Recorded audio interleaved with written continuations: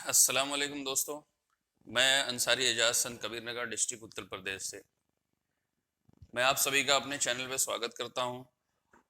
और दोस्तों, बहुत बहुत शुक्रिया अदा करता हूं जिन भाइयों ने मेरा चैनल सब्सक्राइब किया है, हमारे वीडियोस को देखते हैं, पसंद करते हैं और अच्छे अच्छे सजेशंस देते हैं। और दोस्तों, एक मैं आप लोगों से बहुत ही बड़ा अनुरोध करूंगा, जो कि हाँ, आप सब पूरा देश ये जानता है कि इस समय देश बहुत ही कठिनाइयों से गुजर रहा है।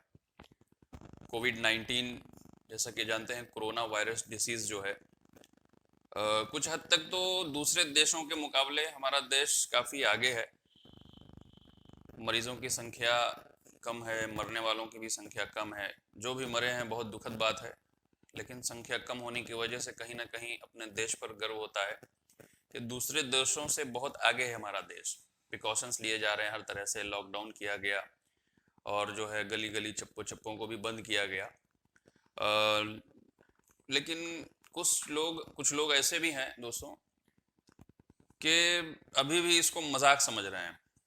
कुछ अफवाहें सोशल मीडिया पे देखकर, और कुछ लोग जो, जैसे मैं ग्रामीण क्षेत्र से हूँ, तो ग्रामीण एरिया में जो है अभी भी लोगों को ऐसा लगता है कि ये सब बिल्कुल बस ऐसा ही है, कुछ है नहीं कोरोना वोरोना। तो ऐसी बात नहीं है दोस्तों, बिल्कुल कोरोना डिसीज़ जो है बहुत ही घातक डिसीज़ है, वायरस है एक तरह का। और इसके इलाज के लिए बहुत ही प्रयास किया जा रहा है। इसकी वैक्सीन तो अभी नहीं मिली है, लेकिन हमारे हिंदुस्तान के जो डॉक्टर्स हैं बहुत ही प्रयास कर रहे हैं इसको जो है इस चीज़ में सुधार लाने का। उन डॉक्टर्स को और जो प्रशासन को, शासन को मैं सलाम करता हूं, जो अपने रात दिन जो है सारी चीज़ें अपना रात दिन पूरा एक एक करके जो है लोगों की सेवा करते हैं, मरीजों को ठीक करने में लगे हुए हैं। बहुत बहुत धन्यवाद करता हूं और आप लोगों से अनुरोध करता हूं कि आप घर रहिए, सेफ रहिए। बहुत अहम ज़रूरत हो कि बिल्कुल अब नहीं चल पाएगा, अब एडजस्ट नहीं हो पाएगा, तो ही घर से बाहर निकलें उस चीज़ को लेने के लिए। वरना जहाँ तक हो कोशिश ये रहे कि अपने घर रहें, सोशल डिस्टेंसिंग का जो है पालन करें, लॉकडाउन का पालन करें और सारी चीज़ों को बिल्कुल सरकार की जो गाइडलाइन है कोविड-19 को लेके, उस चीज़ का पालन करें। दोस्तों, दूसरी चीज़ जो है, मैं थोड़ा सा काफ़ी दिनों बाद जो है वीडियो बनाया। माइंड बहुत स्ट्रेस में रहता है चीज़ों को देख के, जो है हालात को देख के, तो इसीलिए वीडियो बनाने का दिल नहीं किया। वैसे भी बायोफ्लॉग को लेके काफ़ी लोग काफ़ी कुछ जान चुके हैं, बल्कि मेरे कमेंट में एक दो लोगों का कमेंट भी आया कि सर आप बहुत पीछे चल रहे हैं। तो मैंने कहा कोई बात नहीं, मेरा काम है, मैं करूँगा, पीछे हो या आगे हो कोई मसला नहीं है। यहाँ मायने रखता है हमारा डेटा, हमारी जानकारी। ठीक है दोस्तों, तो आखिरी वीडियो में डाला था जो, वो हमारे पैरामीटर पे थी, टेम्परेचर और पीएच पे। ठीक है दोस्तों, तो अब इस समय जो मैं वीडियो बनाया हूँ, ये वीडियो जो मैं बना रहा हूँ, इसमें मैं आपको और दो पैरामीटर के बारे में उसकी रेंज बताऊंगा। जैसे हमने टेम्परेचर और उसकी रेंज समझी थी, पीएच की, और आगे जो दो पैरामीटर होंगे हमारे, वो डिजॉल्व ऑक्सीजन होगा और सेलेनिटी होगा। आप देख रहे होंगे मेरे कंप्यूटर स्क्रीन पे जो है बिल्कुल सारी चीज़ें मैंने पीडीएफ एक फाइल बनाई हुई है। ये तो अभी खैर डेमो फाइल है, इसमें बहुत सी चीज़ें हैं ऐसी जो सारी चीज़ें मेंशन किया है। और जैसे जैसे हमारे पास दोस्तों बायोफ्लॉग का डेटा आते रहता है, जहाँ जहाँ हम टैंक मैनेज करते हैं, लोगों की जो है कंडीशन को हैंडल करते हैं, जैसे जैसे डेटा आते रहता है वैसे वैसे हम अपनी फाइल को इम्प्रूव करते रहते हैं। ठीक है दोस्तों, तो ऐसे ही बहुत से चेंजेस आए हैं, बहुत सी डेटा जो ऐसे मिले हैं जो पहले जो चीज़ें चलती थी उसके मुकाबले बहुत डिफरेंट है। तो हमने काफ़ी पैरामीटर्स को अपडेट किया है। तो अभी इस समय जो है मैं आपको ये बताता हूँ कि डिजॉल्व ऑक्सीजन हमेशा 4 ppm प्लस, मतलब 5 ppm से 8 ppm, 8 ppm तो बहुत कम ही जाता होगा, लेकिन 5 ppm 4 ppm प्लस ही हमको रखना है, उससे नीचे नहीं आने देना है। ठीक है, और उसको चेक करने के लिए किट भी मिलती है, डिजॉल्व ऑक्सीजन की किट मिलती है, डिजिटल मीटर मिलता है जो बहुत महंगा होता है, 12-15 हज़ार 14 हज़ार का भी आता है। लेकिन आप लोग जो है लिक्विड वाला जो सोल्यूशन होता है, जैसे कि हम बताते हैं आपको, देखिए एक्वासोल का देखिए दोस्तों ऐसे आता है। ठीक है, इस तरह से। तो आप इसको लेके, इसमें गाइडलाइन दी होती है आपको कैसे चेक करना है, कैसे पैरामीटर। ठीक है दोस्तों, अगर मान लीजिए आपके टैंक में डिजॉल्व ऑक्सीजन कम हो रहा है, तो कई कारण हो सकते हैं। बढ़ने के तो बहुत ही कम चांसेस हुए हैं, लोगों को कम होने के ज़्यादा परेशानी आई है। डिसॉल्व ऑक्सीजन जो है कम होने की ज़्यादा परेशानी आई है दोस्तों। तो कम अगर हो रहा है तो बहुत से कारण है, या तो आपके जो बैक्टीरिया और मछली जो आपके टैंक में है उनका कंजप्शन बढ़ गया है, ऑक्सीजन का कंजप्शन जो है वो बढ़ गया है, उनकी तादाद ज़्यादा है, इसलिए डिसॉल्व ऑक्सीजन की प्रॉब्लम आती है। या फिर आपका जो ऑक्सीजन के लिए आपने एरिएटर लगाया है, एयर पंप लगाया है, तो उसमें वो इनफ नहीं है, उसकी कैपेसिटी कम है, जितना आपको ज़रूरत है उससे कम है उसकी कैपेसिटी। ये दो कारण हो सकते हैं, ठीक है दोस्तों। और जो कभी कभी ऐसा होता है टेम्परवरी डीओ डाउन होता है, जैसे कि किसी ने थोड़ी सी लापरवाही की, मोलासेस बहुत सारा डाल दिया एक समय एक साथ में, तो उस समय टेम्परवरी एक प्रॉब्लम आती है, डीओ की टेम्परवरी प्रॉब्लम है वो। और जो है परमानेंट जब प्रॉब्लम आने लगे तो ये समझ जाइए कि आपके टैंक में या तो बैक्टीरिया की जो कॉलोनी है, बैक्टीरिया का जो लेवल है, फ्लॉक का लेवल है, वो बहुत ज़्यादा हो रहा है, ज़रूरत से ज़्यादा हो रहा है, और उनको जितना ऑक्सीजन चाहिए, मछलियों को जितना ऑक्सीजन चाहिए उतना पर्याप्त मिल नहीं रहा है। तो इस स्थिति में क्या करेंगे आप, फ्लॉक लेवल को आप डाउन करेंगे, ठीक है। 10 से 15 ml आप मेंटेन करिए, बहुत समस्या की बात नहीं है। आइडियल तो अभी तक के डेटा में 20-25 ml माना गया है, 10 से 15 भी आप करते हैं फ्लॉक लेवल मेंटेन, कोई समस्या की बात नहीं है, ठीक है।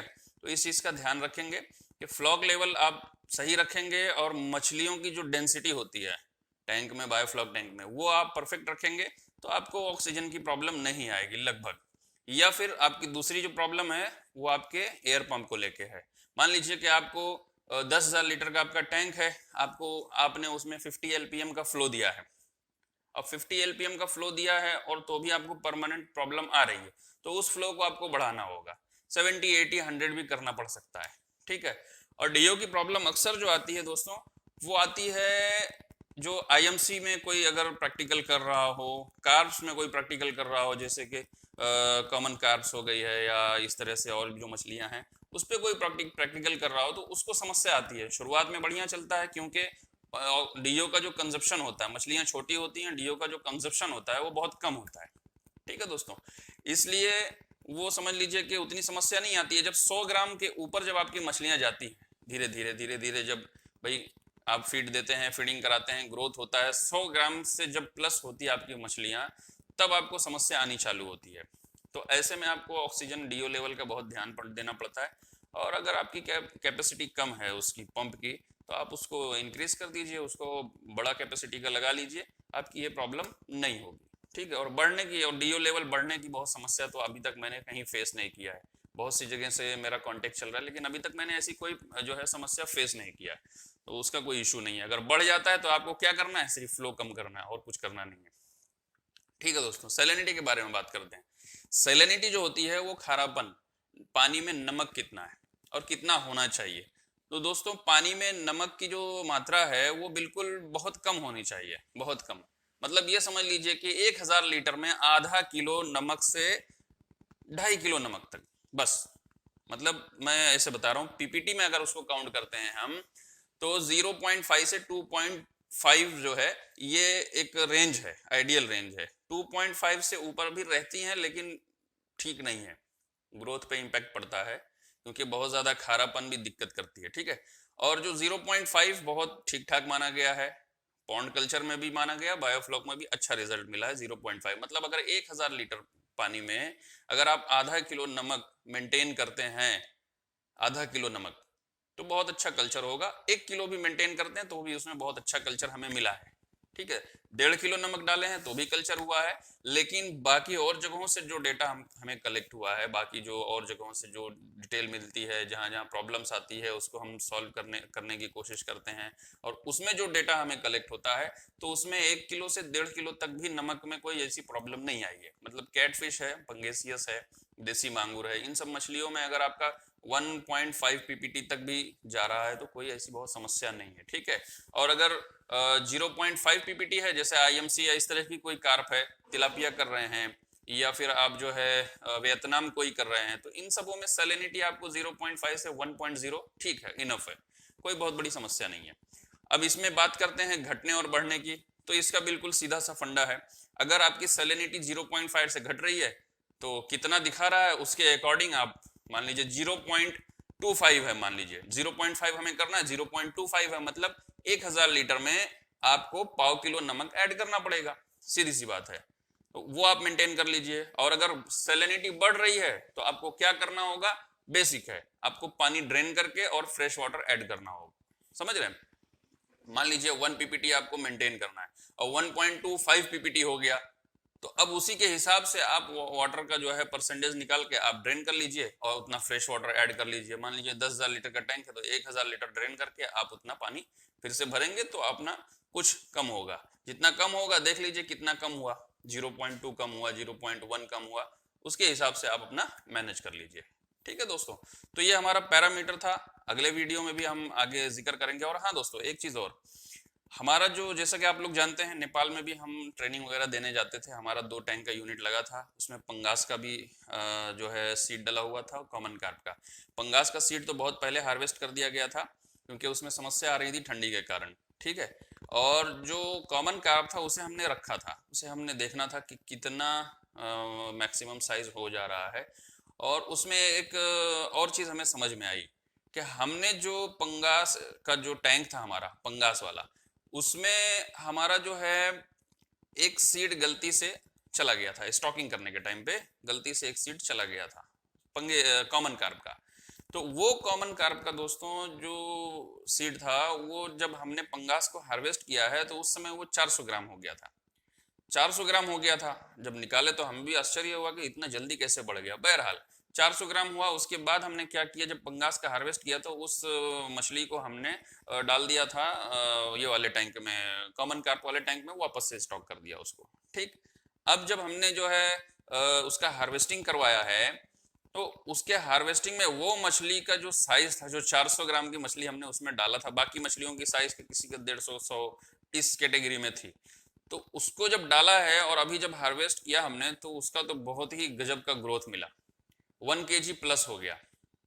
ठीक है दोस्तों, और बाकी मछलियां जो हैं 300 ग्राम, 500 ग्राम, 400 ग्राम, 700 ग्राम तक की भी मछलियां उसमें मिली है। लेकिन उसका जो वेट है, मेरे ख्याल से, जहां तक मैं तो गया नहीं था, मुझे वीडियो आया वहां से हार्वेस्टिंग का, वो मैं आगे आपको वीडियो में अटैच कर दूंगा उसको।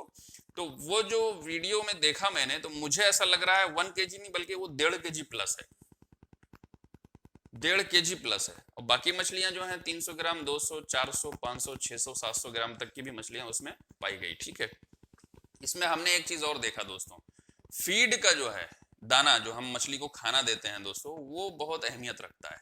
मछली का बच्चा तो हमारा अच्छा होना ही चाहिए, अगर कुछ 19-20 आ गया तो हम उसको ट्रीटमेंट करके मछली के बच्चे को सही कर सकते हैं। लेकिन जो उसको खाना दिया जाता है दोस्तों, वो खाना अगर नहीं सही है तो ये मान के चलिए कि आपको ग्रोथ भी नहीं मिलनी है। लोकल फीड बिल्कुल नहीं देना है, ब्रांडेड फीड देना है आपको। ग्रोवेल का फीड अच्छा माना गया, सीपी का भी आता है, वो भी बहुत अच्छा है। इस समय कारगिल का भी चल रहा है, और एबिस का भी जो है, आईबी फीड भी जो है वो भी, ये 3-4 ब्रांड हमने देखा, इसका बहुत अच्छा ग्रोथ मिलता है और मेरा अपना पर्सनल एक्सपीरियंस भी है दोस्तों। इसके आगे वाली वीडियो में मैं दिखाऊंगा कि जो लोग कल्चर कर रहे थे जिस मछली में, हर कोई यही कह रहा था कि नहीं भैया बहुत खराब मछली, इस पे नहीं करना है, इस पे नहीं करना है। मैंने उस मछली का स्टॉक करके जो है चेक किया कि क्यों इसको लोग मना करते हैं। ठीक है दोस्तों, अगली वीडियो में उसका भी डिटेल में दूंगा, उसको क्यों लोग मना करते हैं दोस्तों। वो चीज जो है मुझे आप लोगों को दिखानी है कि ऐसा कुछ नहीं है, सही ढंग से काम होगा तो सारा काम अच्छा होगा, कुछ गड़बड़ रहेगी तो मामला सब खराब रहेगा। ठीक है, तो दोस्तों ये हो गया हमारा 2 पैरामीटर, डिजोल्व ऑक्सीजन और सैलिनिटी। और अगले वीडियो में हम आपसे मिलेंगे उस चीज को लेके कि जो हमारा अगला 2 जो पैरामीटर होगा, अमोनिया और इस तरह से जो 2 पैरामीटर होगा वो। और दूसरी चीज जो है हम डिस्कस करेंगे कि जिस मछली पे लोगों को बहुत ज्यादा नुकसान हुआ है, उस मछली को हमने कैसे किया है और कैसे कर रहे हैं, क्या स्थिति है उसका, एफसीआर क्या कैलकुलेट हुआ है अभी तक, वो सारी चीजें हम आपको बताएंगे। ठीक है दोस्तों, इन्हीं सब बातों से जो है विदा लेते हैं, अगली वीडियो में मिलेंगे कुछ अच्छी जानकारियों के साथ। और दोस्तों मैं फिर से निवेदन करता हूं आप लोगों से कि घर में रहिए, अपने आप को बचाइए, देश अपने आप बचा रहेगा। हर व्यक्ति अगर अपनी फिक्र करेगा सिर्फ, तो देश अपने आप बचा रहेगा दोस्तों। तो इस चीज का बिल्कुल ख्याल रखिए, सरकार की जो गाइडलाइन है उसका ख्याल रखिए, सारी चीजों का बिल्कुल सख्ती से पालन करिए दोस्तों। क्योंकि जो भी गाइडलाइन दी जा रही है और जो सरकार द्वारा, प्रशासन द्वारा जो सख्ती की जा रही है, वो आप लोग के लिए ही की जा रही है। तो इस चीज का ध्यान रखिए। अगले वीडियो मिलते हैं, तब तक के लिए खुदा हाफिज। साथीभाइहरू देख्न सक्नुहुन्छ अहिले म पानी ड्रेन आउट गरिरहेको छु र पानी लगभग आधीभन्दा बढी ड्रेन आउट भइसकेको अवस्था छ र यसपछि अब म चाँडै नै माछा हार्भेस्टिङ गरेर म तपाईँहरूलाई माछाको ग्रोथ देखाउनेवाला छु। अहिलेलाई म पज गर्छु।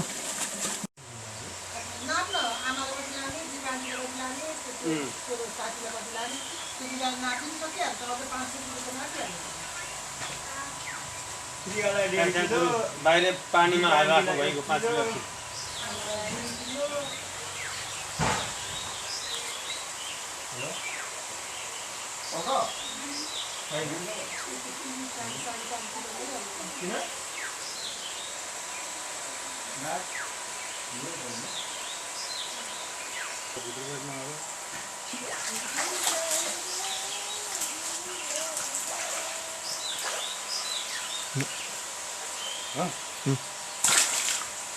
अब जुम गरेको यहाँ दाजु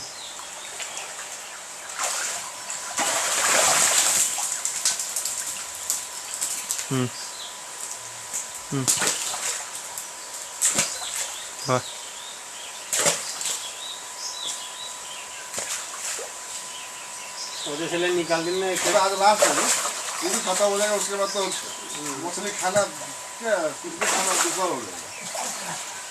बाबा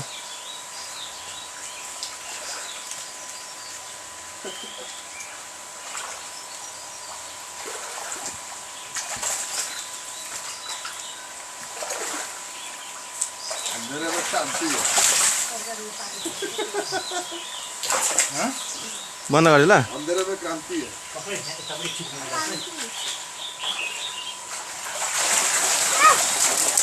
ओए,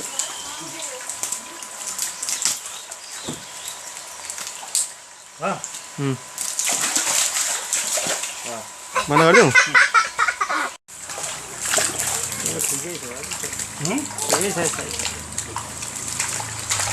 होइन एकजना हाम्रो बिरामीलाई अलिकति दिनुपर्ने छ कि झोलामा डाइरेक्ट झोलामा हाल्यो न 1 किलो 600 त भयो। ल म निकालिदिन्छु अलिकति 1 किलो कति हो 600